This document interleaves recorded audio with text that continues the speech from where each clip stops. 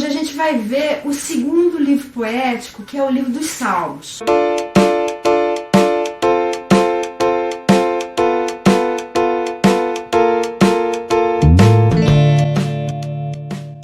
O maior dos livros da Bíblia, tem 150 capítulos, cada um dos capítulos é um salmo. E os salmos são hinos que foram escritos por diversas pessoas nas mais diversas circunstâncias. Existem salmos escritos por pessoas que estavam super felizes, existem salmos escritos por pessoas que estavam profundamente amarguradas, em profundo sofrimento. A gente vai encontrar salmos escritos nas mais diversas circunstâncias, mas em todas elas, seja de alegria, seja de sofrimento, a gente encontra um fio condutor, que é o louvor a Deus em todas as circunstâncias da vida. Esse é o tema do livro. Os salmos são, acima de tudo, orações. Todos são se dirigindo a Deus ou falando a respeito dele, do seu poder, da sua lei, das suas obras. E eles podem ser classificados de várias formas. Existem salmos que foram escritos para a instrução do povo. Por exemplo, o Salmo 1, Salmo 6, 13, 19, 82, 90, 119 e 131. Existem também salmos de louvor e adoração, que exaltam a Deus, a sua pessoa, as suas obras, as suas maravilhas, como o Salmo 8, 23, 24, 91, 103, 136 e 148. Existem também salmos de ações de graças, agradecendo a Deus por alguma coisa que ele havia feito. Salmo 18, 34, Salmo 81, 85, Salmo 116. Existem salmos devocionais em que a pessoa derrama o seu coração diante de Deus, como o Salmo 3, 4, 6, 20, 27, 28, 32, 38, 42, 44, 51, 67, 77, 102, 120, 130 e 143. Os salmos messiânicos são aqueles que mostram de uma forma mais viva a vida e obra do Messias que Israel estava esperando. Se você ler esses salmos, você vai ver nitidamente aspectos da vida de Jesus narrados nos 4 evangelhos, como nos Salmos 2, 16, 22, 40, 45, 72, 110 e 118. Dá uma olhadinha lá depois. Existem salmos históricos para contar fatos a respeito da vida de Israel, em que Deus atuou agindo poderosamente. Por exemplo, os Salmos 78, 105 e 106. Os salmos acrósticos são salmos que vão começando com as letras do alfabeto hebraico. São o Salmo 9, 10, 25, 34, 37, 111, 112, 119 e 145. O Salmo 119, por exemplo, o primeiro versículo começa com Aleph, que é a primeira letra do alfabeto hebraico. O segundo versículo começa com Beit, que é a segunda. O terceiro começa com Gimel, e daí por diante. Os salmos imprecatórios são salmos em que o escritor roga a Deus que faça alguma coisa, trazendo juízo sobre os seus inimigos. Por exemplo, os salmos 52, 58, 59, 69, 109 e 140. Os salmos de romagem eram os salmos que eram especialmente cantados ou recitados enquanto eles estivessem fazendo algum tipo de peregrinação. Por exemplo, todos os anos os israelitas deveriam comparecer a Jerusalém para celebrar a festa da Páscoa. Durante essa peregrinação, eles iam entoando um dos salmos de romagem, como o Salmo 120 e o Salmo 134. De todos os livros da Bíblia, esse certamente é o livro mais utilizado de todos, que as pessoas, mesmo aquelas que ainda não resolveram caminhar dia a dia com Deus, mas estão buscando esse caminho, elas buscam nos salmos conforto para as situações que vivem no dia a dia, especialmente aquelas de maior dificuldade. A gente não pode falar em um único autor para o livro de Salmos. Foram diversos autores. A maioria deles foi escrita pelo rei Davi. Davi escreveu 73 salmos. Em seguida vem Asaf, que era um levita. Ele escreveu 12 salmos. Os filhos de Coré, que também eram levitas, escreveram também 12 salmos. Salomão escreveu 2 salmos. Moisés, Jeremias, Ageu, Zacarias, Esdras, Emã, Etã escreveram um salmo cada um. Diversos outros salmos são anônimos, mas a tradição considera Esdras como o organizador de todo o livro. não há um único local em que ele tenha sido escrito. E os salmos foram feitos entre 1440 a.C.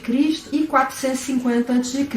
O nome do livro no hebraico é Sefer Tehillim, livro de louvores. E em grego é psalmoi, poemas cantados com instrumentos musicais. E o tempo de ação vai desde a época de Moisés até a época de Esdras, englobando cerca de 1000 anos. O verso-chave está no último salmo, no Salmo 150, versículos 1 e 2, que resumem a essência do livro. Aleluia! Louvem a Deus no seu santuário, louvem-no em seu magnífico firmamento, louvem-no pelos seus feitos poderosos, louvem-no segundo a imensidão de sua grandeza. E como o livro pode ser dividido? Você já reparou que a própria Bíblia divide o livro de Salmos em 5 partes? Essa foi a divisão que eu também adotei. A primeira parte, ou livro 1, vai do capítulo 1 até o capítulo 41 e engloba o homem, a sua bem-aventurança, a sua queda e a sua restauração. A segunda divisão vai do capítulo 42 até o capítulo 72 e o foco principal é o povo de Israel. A terceira parte vai do capítulo 73 até o 89 e fala a respeito do santuário. O livro 4 vai do capítulo 90 até o 106 e fala principalmente a respeito da terra. E a última divisão, no livro 5, vai do capítulo 107 até o Salmo 150, no final do livro, e exalta a palavra de Deus. E como é que os salmos mostram Jesus? Ele pode ser visto no Salmo 16 como aquele que não ficou sob o poder da morte. Lá no versículo 10 fala assim: Tu não me abandonarás no sepulcro, nem permitirás que o teu santo sofra decomposição. Lá em Mateus 28, a gente vê que as mulheres foram no primeiro dia da semana, no domingo, bem cedinho, assim que o sol nasceu, para terminar de embalsamar o corpo de Jesus. E quando elas chegaram lá, viram que a pedra já havia sido removida. Entraram e viram que o corpo não estava mais lá. Jesus havia ressuscitado, como ele havia dito. E foi isso que os anjos que elas viram disseram para elas. Ele pode ser visto também como o homem abandonado por Deus em seu sofrimento.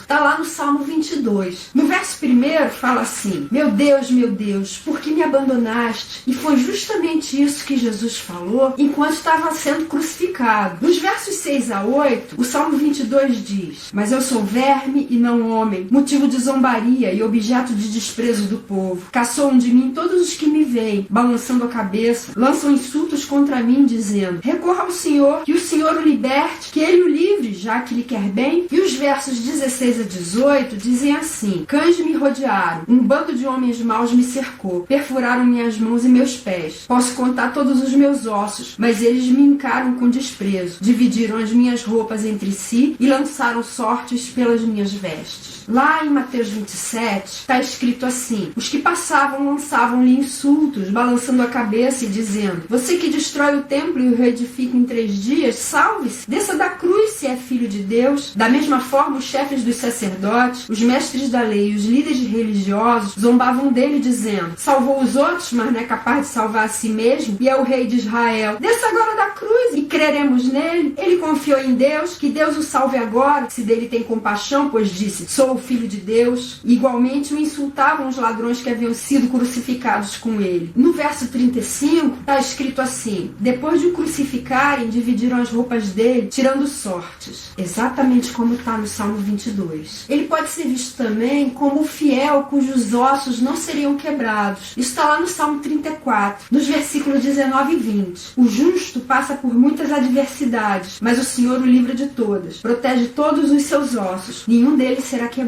A morte por crucificação era uma morte terrível, que poderia durar muitos dias. E o crucificado geralmente morria por asfixia. Às vezes, para poder apressar a morte, os soldados quebravam as pernas do crucificado para que, perdendo o apoio, ele acabasse morrendo sufocado mais rápido. O Evangelho de João conta que fizeram isso com os 2 malfeitores que haviam sido crucificados junto de Jesus. Mas quando foram fazer isso com Jesus, perceberam que ele já havia morrido. Ficaram espantados porque a morte dele foi assim tão rápida e, por causa disso, não quebraram nenhum osso dele. Jesus pode ser visto também no Salmo 69 como aquele que foi odiado sem motivo, que amava o templo e que tomou vinagre quando teve sede. Nos versos 4, 9 e 21 está escrito assim: os que sem razão me odeiam são mais do que os fios de cabelo da minha cabeça. Muitos são os que me prejudicam sem motivo, muitos os que procuram destruir-me. Sou forçada a devolver o que não roubei. O zelo pela tua casa me consome, e os insultos daqueles que te insultam caem sobre mim. Puseram fel na minha comida, e para matar minha sede, deram-me vinagre. Jesus fala assim em João 15, versos 23 e 24. Aquele que me odeia, também odeia o meu Pai. Se eu não tivesse realizado no meio deles obras que ninguém mais fez, eles não seriam culpados de pecado. Mas agora eles as viram e odiaram a mim e a meu Pai. E no capítulo 19, nos versos 28 e 29, está escrito assim: mais tarde, sabendo então que tudo estava concluindo, para que a escritura se cumprisse, Jesus disse: tenho sede. Estava ali uma vasilha cheia de vinagre. Então embeberam uma esponja nela, colocaram a esponja na ponta de um caniço de sopo e a ergueram até os lábios de Jesus. Em João 2, de 14 a 16, está escrito assim: no pátio do templo, viu alguns vendendo bois, ovelhas e pombas, e outros assentados diante de mesas, trocando dinheiro. Então ele fez um chicote de cordas e expulsou todos do templo, bem como as ovelhas e os bois. Espalhou as moedas dos cambistas e virou as suas mesas. Aos que vendiam pombas, disse: tirem essas coisas daqui, parem de fazer da casa de meu pai um mercado. E no verso 17 fala: seus discípulos lembraram-se que está escrito: o zelo pela tua casa me consumirá. Ele também pode ser visto no Salmo 110 como aquele que está à direita de Deus, que é sacerdote e que julgará as nações. Isso está nos versos 1, 4 e 6. Está escrito assim: o Senhor disse ao meu Senhor: senta-te à minha direita, até que eu faça dos teus inimigos um estrado para os teus pés. O Senhor jurou e não se arrependerá. Tu és sacerdote para sempre, segundo a ordem de Melquisedeque. Julgará as nações, amontoando os mortos e esmagando governantes em toda a extensão da terra. Em Marcos 16, no verso 19, está escrito assim: depois de lhes ter falado, o Senhor Jesus foi elevado aos céus e assentou-se à direita de Deus. Em Hebreus 7:21, o autor está falando assim a respeito de Jesus: ele se tornou sacerdote com juramento, quando Deus lhe disse: o Senhor jurou e não se arrependerá, tu és sacerdote para sempre. E no verso 22, Jesus tornou-se por isso mesmo a garantia de uma aliança superior. E em Apocalipse 20,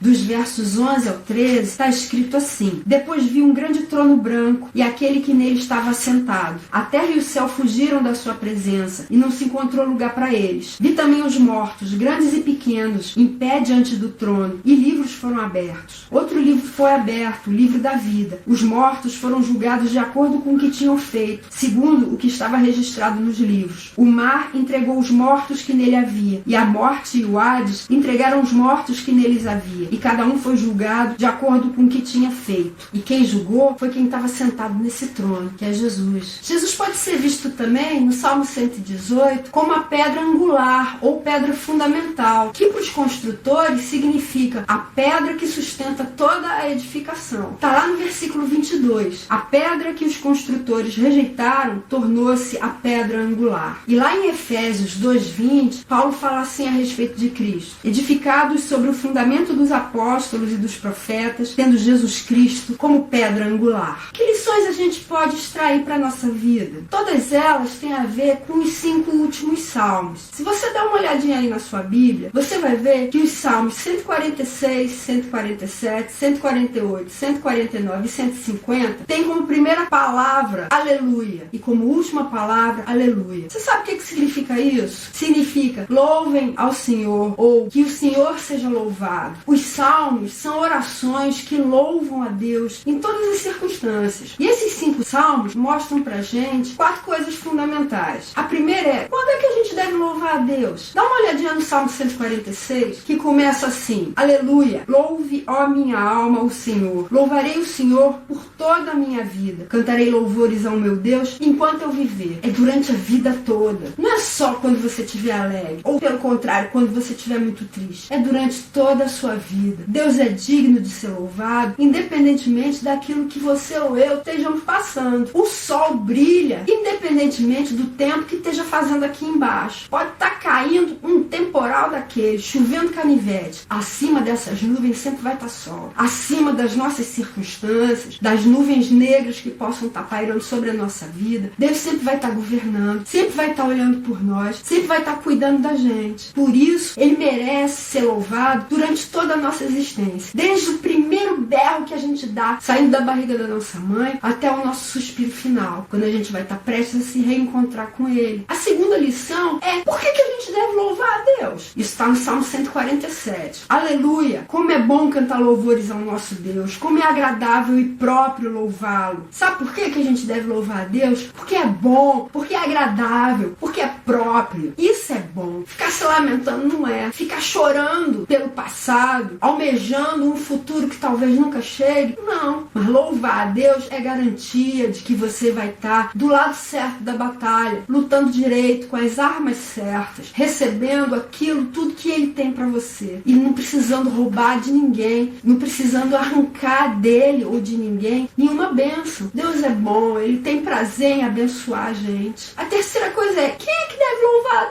Deus? Dá uma olhadinha no Salmo 148. Aleluia! Louvem o Senhor desde os céus, louvem-no nas alturas, louvem-no todos os seus anjos, louvem-no todos os seus exércitos celestiais, louvem-no sol e lua, louvem-no todas as estrelas cintilantes, louvem-no os mais altos céus e as águas acima do firmamento, louvem todos eles o nome do Senhor, pois ordenou e eles foram criados, pois os estabeleceu em seus lugares para todo sempre, deu-lhes um decreto que jamais mudará. Louvem o Senhor, vocês que estão na terra, serpentes marinhas e todas as profundezas, relâmpagos e granizo, neve e neblina, vendavais que cumprem o que Ele determina, todas as montanhas e colinas, árvores frutíferas e todos os cedros, todos os animais selvagens e os rebanhos domésticos, todos os demais seres vivos e as aves, reis da terra e todas as nações, todos os governantes e os juízes da terra, moços e moças, velhos e crianças, louvem todos o nome do Senhor, pois somente o seu nome é exaltado. A sua majestade está acima da terra e dos céus. Ele concedeu poder ao seu povo e recebeu o louvor de todos os seus fiéis, dos israelitas, povo a quem Ele tanto ama. Aleluia! Quem deve louvar a Deus? Todo mundo, toda a criação, até o que não é ser vivo, as estrelas, a lua, o sol, as nuvens, tudo que está aqui na terra, as árvores, os animais, todas as pessoas, jovens, velhos, crianças, reis, pobres, poderosos, quem não tem poder nenhum, todo mundo deve louvar a Deus, porque todo mundo é objeto do seu amor. E onde a gente deve louvar a Deus? Está no Salmo 149. Aleluia! Cantem ao Senhor uma nova canção, louvem-no na Assembleia dos Fiéis. O que é Assembleia? Assembleia é conjunto, é reunião. E o que são os fiéis? Fiéis são aqueles que amam a Deus, que não negam o nome dele na dificuldade ou na alegria, que não esquecem dele nunca. Esses são os fiéis. E a Assembleia dos Fiéis é onde 2 ou 3 ou 1000 estiverem reunidos em nome dele. Você conhece alguém que também ama Jesus? Se vocês dois estiverem juntos, louvem a Deus. Se você estiver sozinho, louve a Deus também. E onde é que isso pode ser feito? Só na igreja?